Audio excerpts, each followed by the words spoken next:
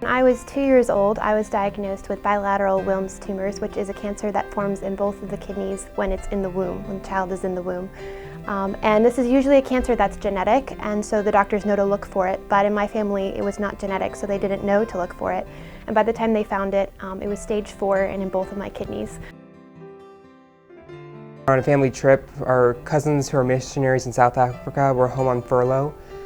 We were all at Disney together, and one of the days while we were there, Todd came up to my mom and said, "My side hurts."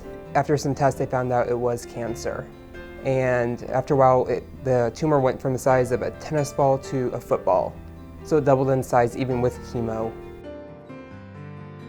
I am an AML cancer survivor, and I actually have been diagnosed with cancer twice, so it was really scary the second time, and so I had to have a transplant at MUSC. I remember expressing an interest to my parents in wanting to go to Disney World, like I had learned what Disney World was, and this was a really exciting thought. But at that time, obviously, with expenses of getting chemo and radiation, that wasn't an option for us. And so my parents found out about the Make-A-Wish Foundation, and they contacted the Florida Make-A-Wish Foundation and told them about my wish to go to Disney World. Well, Todd wanted to go to New York. He's seen it in a lot of movies, and he wanted to stay in the Plaza Hotel because his favorite movie, Home Alone 2, Lost in New York. On our Make-A-Wish, we went to the Bahamas. It was a private resort. It was called Atlantis, and it was amazing. Even as a kid, even though that was such a long time ago and those memories are, old now, I do remember not feeling pain during that time. And after so long of suffering and feeling that pain, that was a huge blessing and a huge experience even to me as a young child.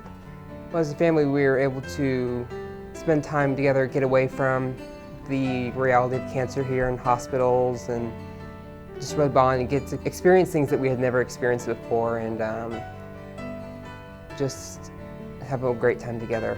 That whole entire week was just stress relief. Everyone was happy. Everyone was just themselves, and they were relaxed and not tense the whole entire time. Make-A-Wish Foundation means so much to me and my family because of all that they did for us during that time.